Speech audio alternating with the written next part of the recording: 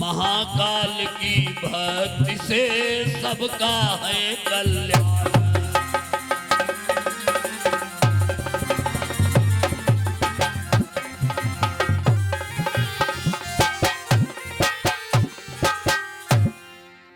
महाकाल की भक्ति से सबका है कल्याण। महामृत्युंजय जपने का आदेश दे दिया, प्रभास क्षेत्र में स्थान भी बता दिया। चंद्रमा ने प्रभास क्षेत्र में जाकर महामृत्युंजय का जाप शुरू कर दिया। भोलेनाथ के शिवलिंग को स्थापना किया मिट्टी का। भोलेनाथ कहते हैं धन की आवश्यकता नहीं है पूजा में हमारी, अगर सोने का शिवलिंग नहीं बना सकते मिट्टी का बना लो। अरे मिट्टी तो हर जगह है। आप कहेंगे पंडित जी आप कहते तो हाँ हम बोलते आज मिट्टी हर जगह आप रही है ना। बड़े बड़े शहरों में मिट्टी ढूंढने को होती, 10 किलोमीटर दौड़ने को होता मिट्टी के लिए। मिट्टी का शिवलिंग बना लिया प्रभास क्षेत्र में, मिट्टी का शिवलिंग बना लिया और चंद्रमा महामृत्युंजय जाप करने लगा। ओम ह्रौं ओम जूं सा भूर्वा स्वत्रयंबकं यजामहे सुगंधिं पुष्टिवर्धनम् उर्वारुकमिव बन्धनान् मृत्योर्मुक्षीयमामृतात्। अब महामृत्युंजय के बारे में आप सुनते चलिए, जो कैलेंडरों में महामृत्युंजय लिख के आता है लोग जानते यही महामृत्युंजय है। वो लघु मृत्युंजय लिख के आता है त्र्यंबकम यजामहे सुगंधिं पुष्टिवर्धनम् उर्वारुकमिव बन्धनान् मृत्योर्मुक्षीयमामृतात्। और लोग कहते ये महामृत्युंजय। ये महामृत्युंजय नहीं है, ये लघु मृत्युंजय है। महामृत्युंजय है ओम ह्रौं ओम जूं सः भूर्भुवः स्वः त्र्यंबकं यजामहे सुगंधिं पुष्टिवर्धनम् उर्वारुकमिव बन्धनान् मृत्योर्मुक्षीयमामृतात् भूर्भुवः स्वरोम जूं सः ह्रौं ओम। लघु मृत्युंजय महामृत्युंजय से आधा है। तो महामृत्युंजय का जाप किया। देखिए क्या हुआ। जाप कियो खटमास प्रभास सदा शिव आई कहाँ प्रकटाए।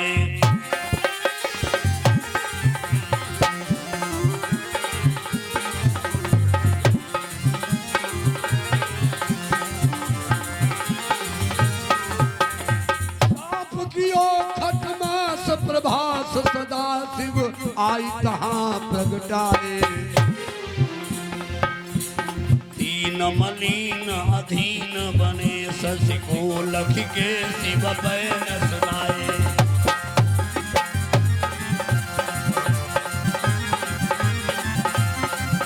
मलीन बने शशि को लख के शिव बैन सुनाए।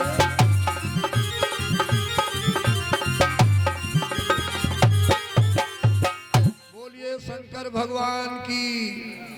शंकर जी को प्रकट होते देर नहीं लगी।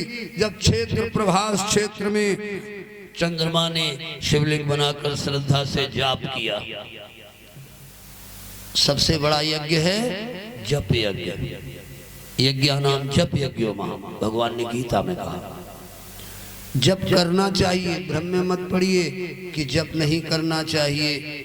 लेकिन अब लोग क्या इसका विरोध करने लगे। तभी तो मैं कहता हूं बुरा मत मानिएगा साहब, आप सब लोग देख रहे होंगे, बुरा मत मानिए। हमारा तो अपना विचार कुछ ऐसा आता है कि सनातन धर्म का विरोधी हिंदू ही है। गलत हो या सही आप निर्णय कीजिए। क्या लोग ऐसे ऐसे गीत गाने लगे पैसा कमाने के लिए? क्या मन की कोठरिया साफ नहीं तो माला फिराए क्या होई।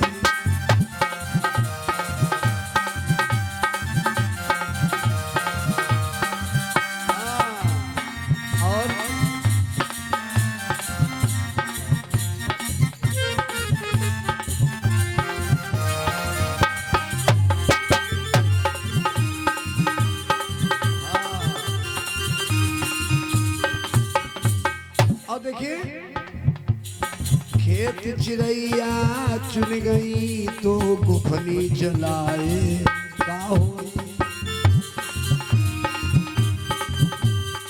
हंसी तो तब आती है जब वो गाते हैं किस बात को, मन की कोठरिया साफ नहीं तो गंगा नहाए।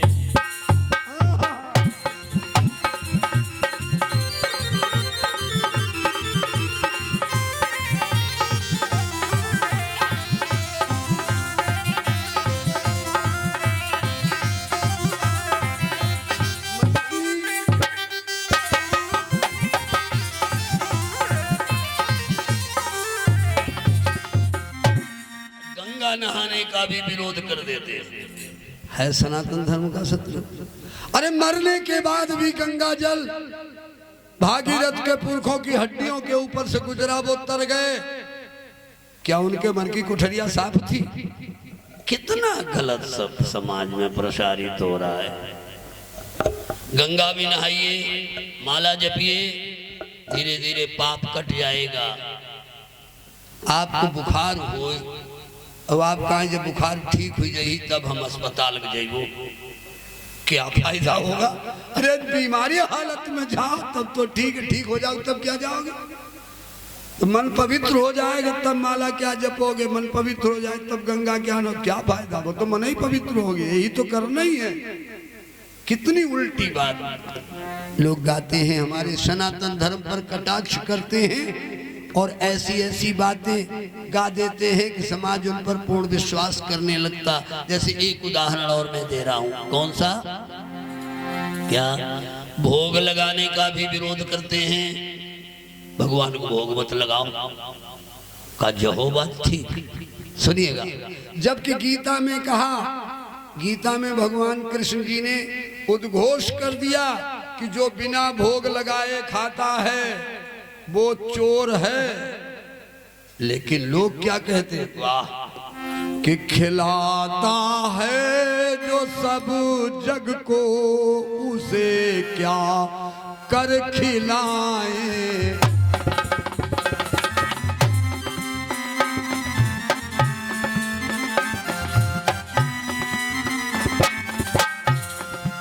और आरती का भी विरोध करने लगे।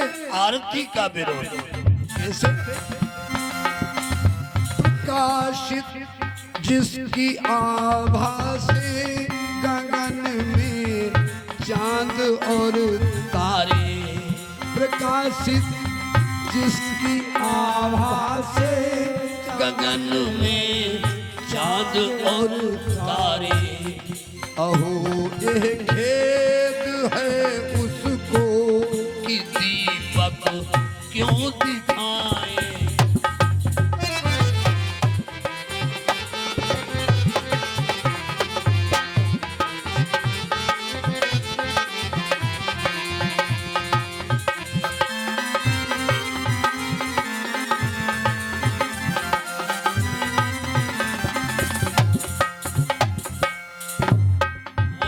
आरती मत करो, भोग मत लगाओ, विरोध करने लगे इन बातों का। जहां तक कह दे घनर घनर घंट बजा मैं उपत झापे झपना, और ठाकुर जी का तनिक देखा मैं गटक जाए सब अपना, यानी भोगो लगे विरोधी हुई गए। कितना बेगे बे। ऐसा मत करो, हमारे सनातन धर्म को ठेस न पहुंचाओ। बोलिए शंकर भगवान की जय। तो हुआ क्या? जाप किया, भोलेनाथ प्रकट हुए।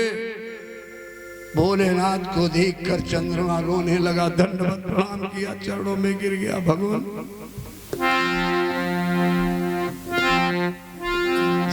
क्या हुआ? शिव का रूप है। भोलेनाथ का रूप कैसा है? शिव का रूप है निराला, शिव का बाजे डमरू।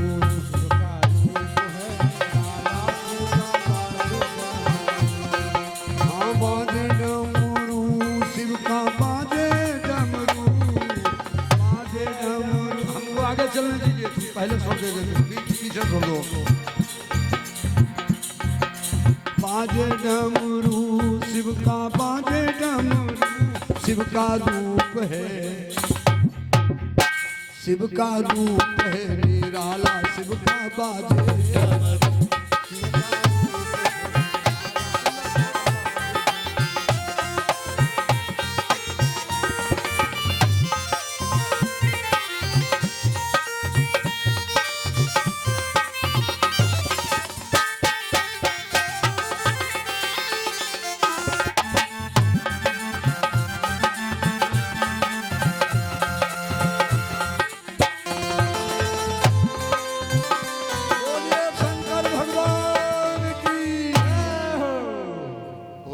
डमरू बजा दिया।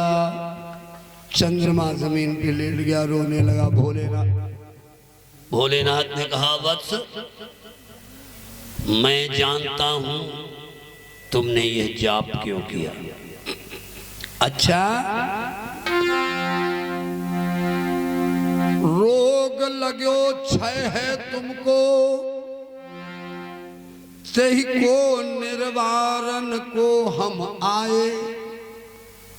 अये चंद्रमा, तुम्हें क्षय रोग है लगा, तुम्हारे ससुर ने श्राप दिया, दक्ष ने। मैं चाहूं तो उस श्राप को मिटा सकता हूं, लेकिन वो तुम्हारे ससुर हैं तो हमारे भी ससुर हैं।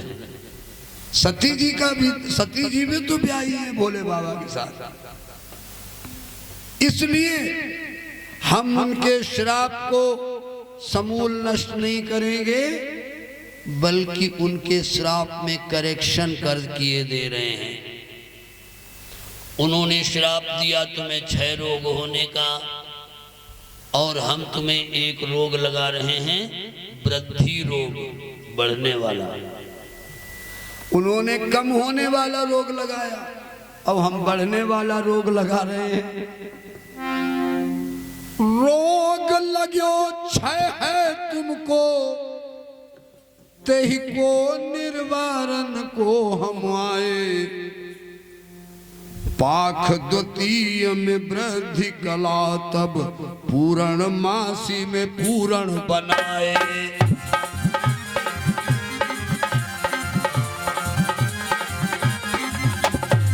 पाख द्वितीय में वृद्धि कला, तब पूर्ण मासी में पूर्ण बनाए।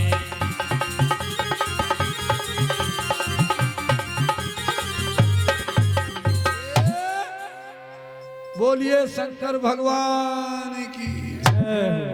भोले बाबा कहने लगे, देखो दक्ष ने क्षय रोग लगाया, हम वृद्धि रोग लगा। हाँ, ये साइड में कर दो, करना कहना चाहते हो, इसको उखाड़ साइड में कर दो।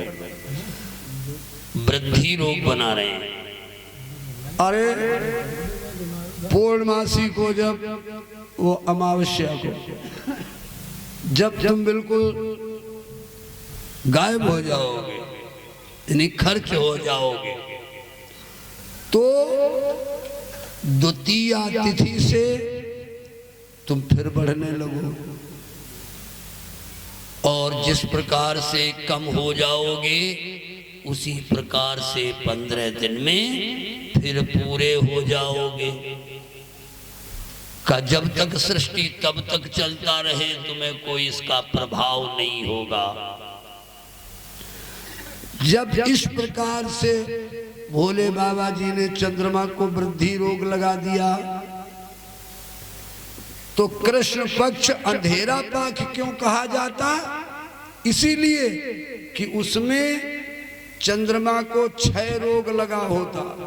क्षय रोग, यानी रामायण में इस बारे में एक दोहा लिखा है, सम प्रकाश तम पाख दुह, नाम भेद विधि कीन, शशि शोषक पोषक समुझी, जग जस अपजस दीन।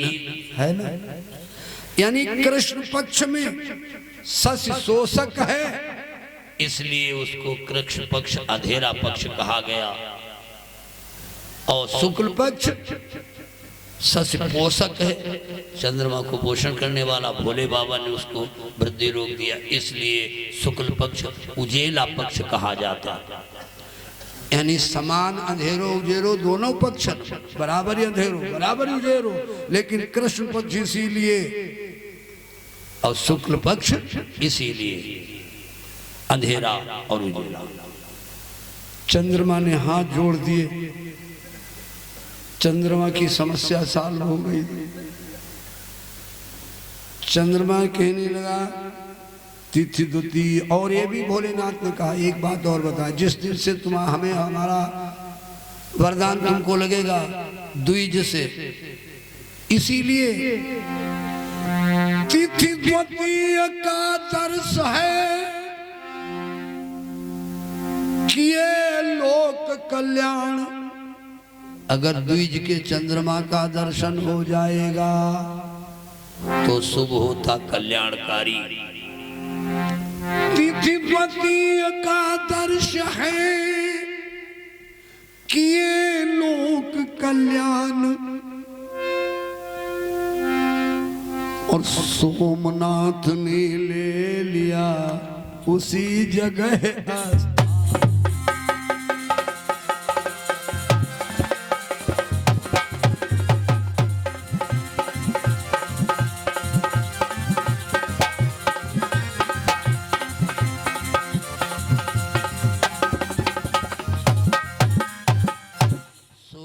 भगवान जो शिवलिंग स्थापित किया था, चंद्रमा ने कहा भगवान आपके प्रकट होने की यादगार तो कुछ बनी रहे, ये जो शिवलिंग स्थापित हुआ है आप इसी में प्रवेश कर जाइए, मैं आपकी कुछ सेवा करना चाहता हूँ अपने किरणों से। चंद्रमा के पास किरणें हैं, भोलेनाथ उसी जो शिवलिंग में प्रवेश कर गए वही ज्योतिर्लिंग हो गया सोमनाथ। चंद्रमा के नाम से सोमनाथ नाम पड़ा। चंद्रमा ने स्थापित किया, स्थापना की। चंद्रमा आज भी आप सोमनाथ में जाइएगा और जो लोग गए हैं तो अक्षर ध्यान करिए, सोमनाथ में पौर्णमासी के दिन चंद्रमा का पूरा प्रकाश भगवान के शिवलिंग के ऊपर पड़ता है मंदिर के अंदर। आज भी सत्यता है, इसको कोई झुठला नहीं सकता है, सत्यता है, सत्यता को चैलेंज नहीं किया जा सकता। इस प्रकार से श्री सोमनाथ भगवान की स्थापना हुई और ये प्रथम ज्योतिर्लिंगों में गिने जाते हैं। बोलिए श्री सोमनाथ भगवान की।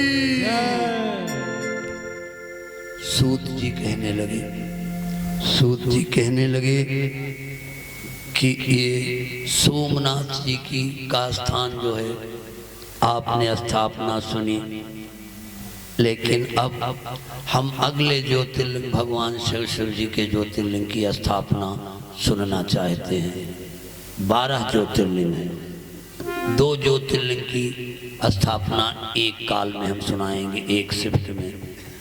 कथा 2 दिन की ओर से रह गई है, शनिवार को दोनों शिफ्टों में कथा होगी, लेकिन हवन शनिवार को दोपहर के पहले कर लिया जाएगा, क्यों शिववास उचित स्थान में है।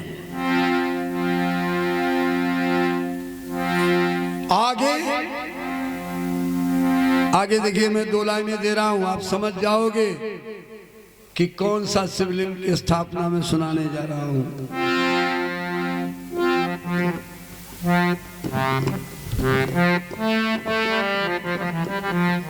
कि महाकाल तेरे